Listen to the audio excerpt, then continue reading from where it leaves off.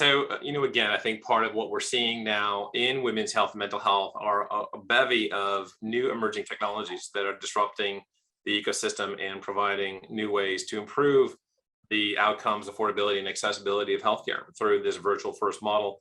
And another way to look at it is coming up next with, someone who has been in a leadership role in this over the last couple of decades and will be interviewed by Fran, who is a longtime friend and associate at HITLAB as well. Fran, good to have you on the program today.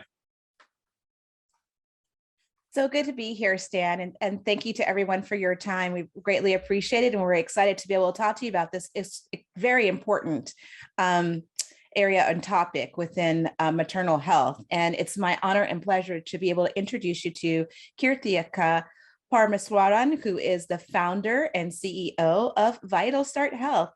Kirthika, welcome.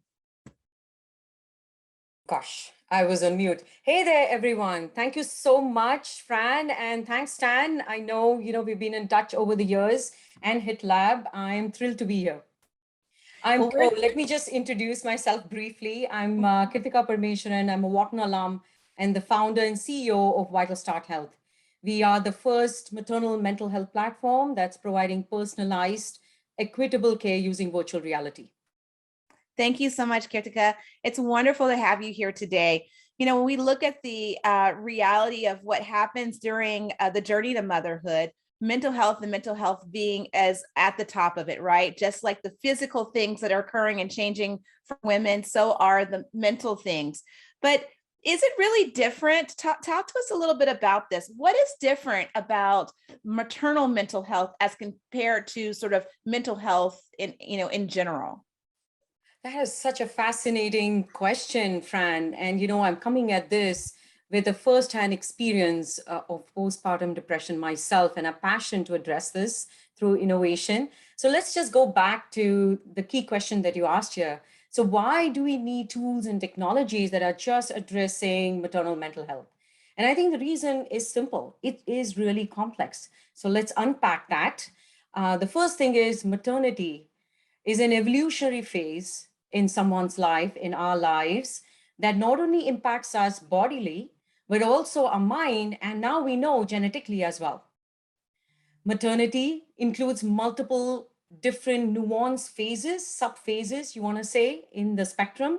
That is the pre-pregnancy stage, the pregnancy, the high risk, NICU experience in case you go through that, psychosis, depression, anxiety. All of these conditions, coined by the CDC as the perinatal mood and anxiety disorders. And we know that it is not just a simple one strategy or one approach for every mom, but it's truly nuanced and personalized. There's a huge need for doing that because this journey is so different for everyone. And of course, last but not the least, it's not just the mom's outcomes here, it's also the child's. So it's really important to look at maternal mental health as its own condition, as its own microcosm of disorders that need to be addressed to impact the whole family, I would say. Wow, that's a lot, right? In terms of all of the dynamics that are going on, which can undoubtedly sort of explain some of those complexities. Some of the data states that as much as 70% of those complications really arise during the postpartum phase as well. So from that perspective, does that make it even more complex? And what is happening physiologically, sociologically that might be contributing to that? Yeah, that's another great question, Fran. I know you and I have had many discussions on this. This is a favorite topic of ours, maternal instinct, the genetic, as well as the biological changes that are occurring to the mother. And I want to say this is science that's still unfolding. Fascinating work at Mount Sinai. The Mom Genes book really talks a lot about that, on how at the cellular level, a mother and parents, actually dads as well, are getting impacted, not just by their biological offspring, but it could be an adopted child. You could be a LGBTQIA birth person that is going through this as well. So it does not matter who you are. and what kind of relationship you have. But as soon as you have that bonding with that child, you are going through a slew of things in your body where you're literally changing. You're changing in all aspects.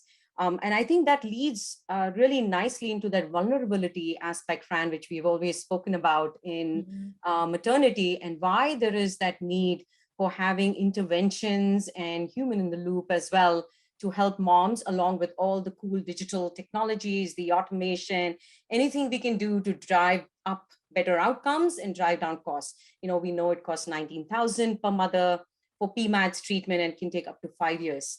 And that's what we're trying to do at Vital Start as well. We want to disrupt that completely with a system that provides those immersive, visceral experiences for psychoeducation, combined with a human in the loop and a strong coaching and psychotherapy protocol.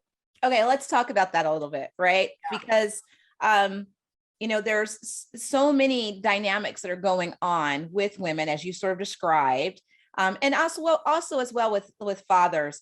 A known fact is that men equally can be affected by the changes that are going on through the pregnancy. Some men even experience their own labor-like symptoms when the women are actually birthing. But let's go back this from the perspective of the solutions. How then do you see these revelations, these new discoveries around the complexities of maternal mental health impacting the development of solutions? And share a little bit of light on your solution, Vital Start, as well, please. Yes, definitely, Fran. And I think the crux of everything begins with quality and being able to provide a solution that only, is amazing to use, but also engaging, impactful, and can drive, better well-being outcomes for a parent, whether it's a mom, whether it's a dad. For instance, we have done studies at a leading NICU in Philadelphia that showed clearly, with moms and dads, that showed clearly that in a NICU setting, parents do go through PTSD, and having an immersive experience of psychoeducation is impacting their stress levels, their anxiety levels, and how they view this whole journey. So just coming back, and that was a quick sort of a feature that I put out there, but really our platform is focused on a quality approach. We have content, not just VR content, but all modalities, audio and video, because we squarely believe on outcomes, being able to produce the right outcomes. We then have a telehealth platform that is based on health equity as well as personalization with analytics, because we want to drive down the time it can take for treatment and give the best treatment at the right time for the mom. And we have a unique algorithm to do that. And then finally, the practitioners. So we have coaches that gives us that national breadth and quick access that moms need today.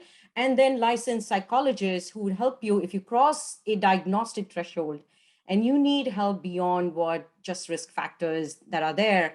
That's when you need a licensed psychologist. So we have all these different prongs in our platform, clinical science with a human touch. That's what we like to say. Well, I love that. It's absolutely phenomenal. And I'm so honored that we had an opportunity to speak with you today. And I'd like to thank our audience once more. And thank you, Stan, as we'll pass it back over to you. Thanks, Stan. Thank you both. Just tremendous background here, and looking forward to seeing really big things coming from Vital Start. Thank you both. Thanks, Fran. And thanks, Stan. I appreciate this opportunity. Check us out at vitalstarthealth.com. Will do.